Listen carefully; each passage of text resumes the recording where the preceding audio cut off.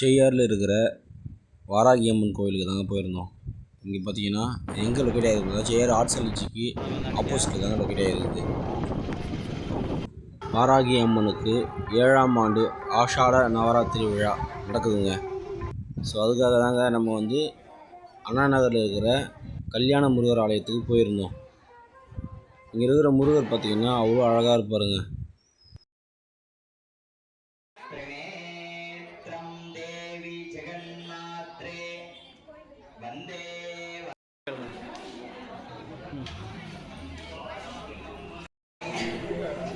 ஏழாம் ஆண்டு ஆஷாட நவராத்திரி விழாவானது நேற்றைய தினம் முதல் விக்னேஸ்வர பூஜை துணியாக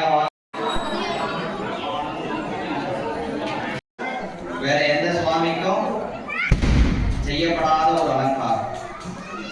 மற்ற சுவாமிகள்லாம் பார்த்தீங்கன்னா சந்திரகாப்பு, குங்குமக்காப்பு, சொர்ண ஆபரணங்கள் தான் சாப்பிடுவோம். ஆனால் வராகி அம்பிகைக்கு மட்டும்தான் பல வகை இனிப்புகளை கொண்டு தன் திருமையை முழுவதும். இங்கே பார்த்தீங்கன்னா வாராகி அம்மனுக்கு லட்டு, பால்கோவா, பலவிதமான இனிப்புகள் கொண்டு அலங்காரம் செய்யப்பட்டிருக்குதுங்க. பார்க்குறதுக்கே சூப்பராக இருக்குதுங்க.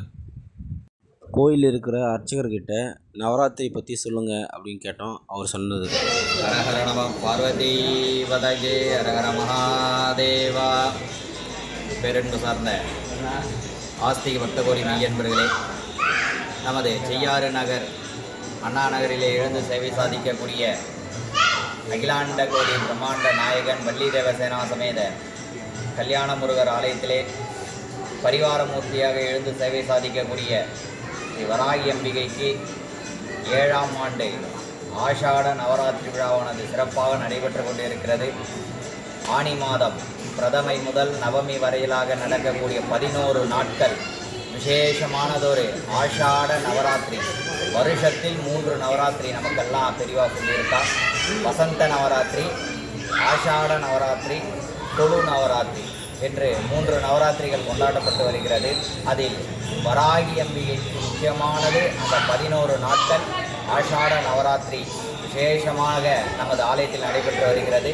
முதல் நாள் இனிப்பு அலங்காரம், 2ஆம் நாள் மஞ்சள் காப்பு, 3ஆம் நாள் குங்கும காப்பு, 4ஆம் நாள் சந்தன காப்பு, 5ஆம் நாள் விசேஷமானது ஒரு அலங்காரம் தேங்காய் பூ அலங்காரம், 6ஆம் நாள் மாதுளை முத்துகளால் அலங்காரம், 7ஆம் நாள் நவதானியம் முளை கட்டிய பச்சை பயிரால் 7ஆம் நாள் நவதானிய அலங்காரம், 8ஆம் நாள் வெண்ணெய் காப்பு, 9ஆம் நாள் சாகம்பரி என்று சொல்லக்கூடிய காய்கறிகளால் அலங்காரம், 10வது நாட்களாக பழ காப்பு என்று சொல்லக்கூடிய பழங்களால் அலங்காரமானது செய்யப்பட்டு நிறைவாக 11வது நாள் புஷ்ப அலங்காரம் என்று சொல்லக்கூடிய விசேஷ அலங்காரங்கள். இந்த 11 நாட்களுக்கும் அம்பாளை கொலுவீற்றிருந்து நம்மளுடைய ஆலயத்தில் வரக்கூடிய பக்தர்களின் குறைகளை தீர்க்க எல்லாம் வல்ல வராகி அம்மனை பிரார்த்தனை பண்ணிக்கோங்க.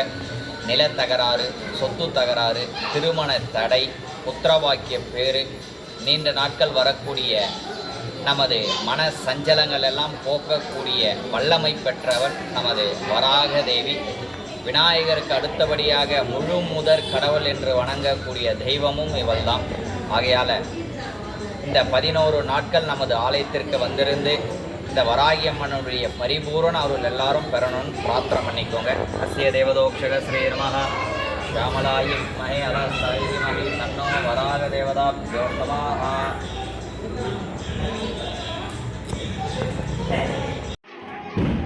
முதல் நாள் பல வகையான இனிப்புகள் கொண்டு அலங்காரம் செய்யப்பட்டிருந்ததுங்க. 2வது நாள் பார்த்திங்கன்னா மஞ்சள் காப்பு அலங்காரம்.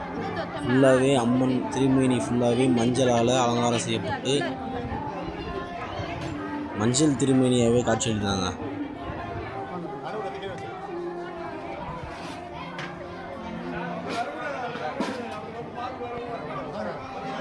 கொஞ்சம் நெட்ட சொல்லாமாப்பா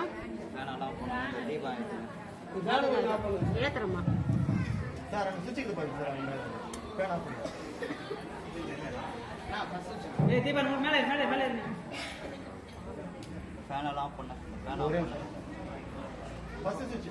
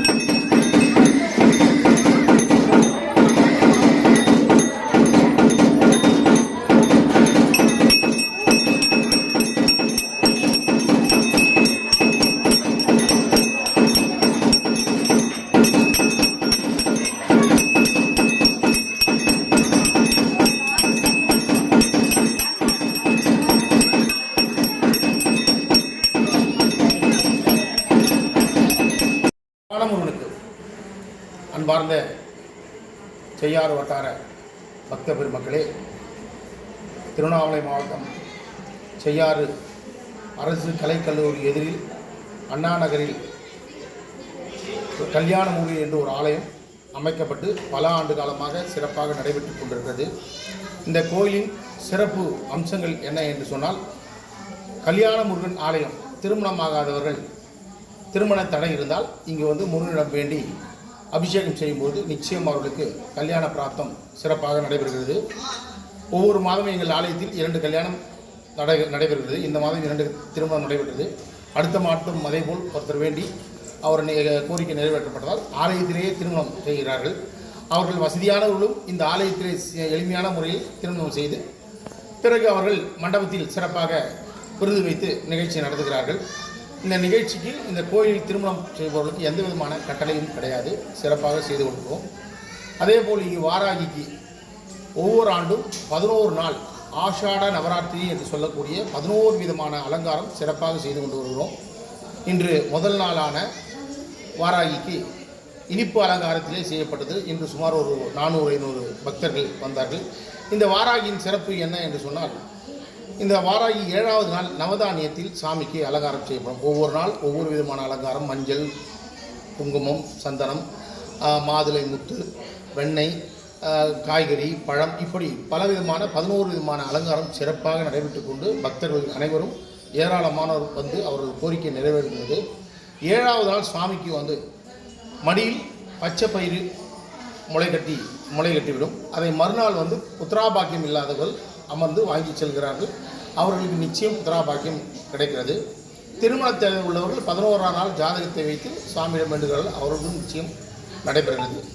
இந்த ஆலயத்திலே பார்த்தீர்கள் என்றால் என்ன இன்னொரு சிறப்பு என்னன்னு சொன்னால், அரச மரத்தடியிலே ராகு, கேது, வலம்புரி விநாயகர் இருக்கிறார்கள்.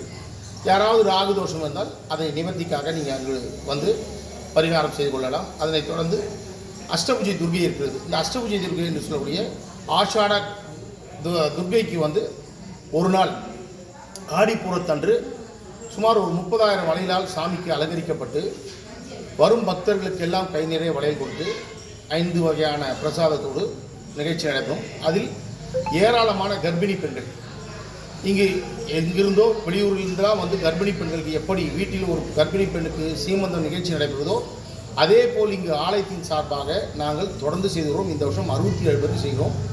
ஒரு வீட்டில் பெரியவர்கள் எப்படி அவர்களுக்கு முறைப்படி செய்கிறார்களோ அதே போல் இங்கு மேடையில் அமர்த்தி கீழே அமர்த்தி அவர்களுக்கு 5 விதமான பிரசாதம் கொடுத்து அவர்களுக்கு புடவையெல்லாம் கொடுக்கப்பட்டு கை நிறைய வளையல் போட்டு பெரியவர்கள் ஆசீர்வாதத்தில் அவர்களுக்கு சிறப்பான நிகழ்ச்சியை இந்த கோயில் மூலம் தொடர்ந்து நாங்கள் செய்து வருகிறோம். அதே மாதிரி மாதந்தோறும் பார்த்தீர்கள் என்றால் சங்கடகார சதுர்த்தி நிகழ்ச்சி நடைபெறுகிறது. தேய்பிறை பஞ்சமி, வளர்பிறை பஞ்சமி நடைபெறுது. அஷ்டமி நிகழ்ச்சி காலபைரவர் நடைபெறுது. கிருத்திகை நடைபெறுகிறது. இந்த நிகழ்ச்சி வாராகி முடித்த பிறகு பால்குடம் அடுத்து ஆடி மாதம் சிறப்பாக சென்ற மாதம் 151 பேருக்கு பால்குடம் நிகழ்ச்சி நடைபெற்றது. அதிலும் ஏராளமான வருடம் பக்தர்கள் கூடிக்கொண்டே போகிறார்கள். அதனைத் தொடர்ந்து சூரசம்மானம் நிகழ்ச்சியும் இங்கு சிறப்பாக நடைபெறுகிறது. இது இந்த ஆலயத்தின் சிறப்பு.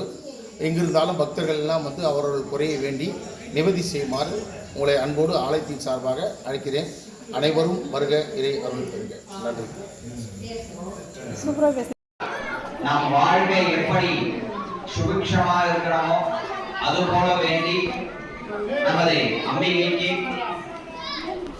இன்றைய தினமானது இணைப்பு அலங்காரமானது செய்யப்பட்டுள்ளது.